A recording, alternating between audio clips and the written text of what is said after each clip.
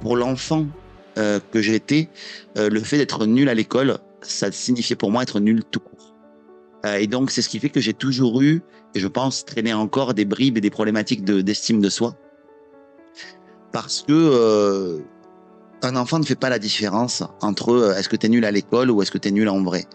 Et pour un enfant, en fait, quand il naît, quand il commence dans la vie, il ne se pose absolument pas la question de si l'amour qu'il reçoit est déconditionnel de quoi que ce soit. Ses parents l'aiment et puis c'est tout. Et puis plus on le met, on le confronte à la vie, on le confronte à l'école, on le confronte à la vie en général, et plus cet amour-là pour lui, il devient conditionnel. Et moi, c'est ce qui s'est passé pour moi. C'est-à-dire de me dire, en fait, finalement, on va pas m'aimer si je suis pas bon à l'école. Et il se trouve que j'étais nul à l'école. Parce que j'étais tête en l'air tout le temps, parce que mon corps était présent dans la classe, et encore, et mon esprit vagabondait ailleurs.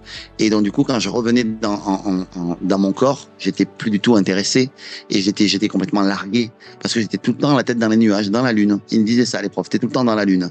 Et ils me le reprochaient, comme si c'était un défaut, comme si c'était quelque chose de nul. Et je suis parti avec ce bagage-là, de me dire, en fait, je suis nul parce que je suis dans la lune. Et puis...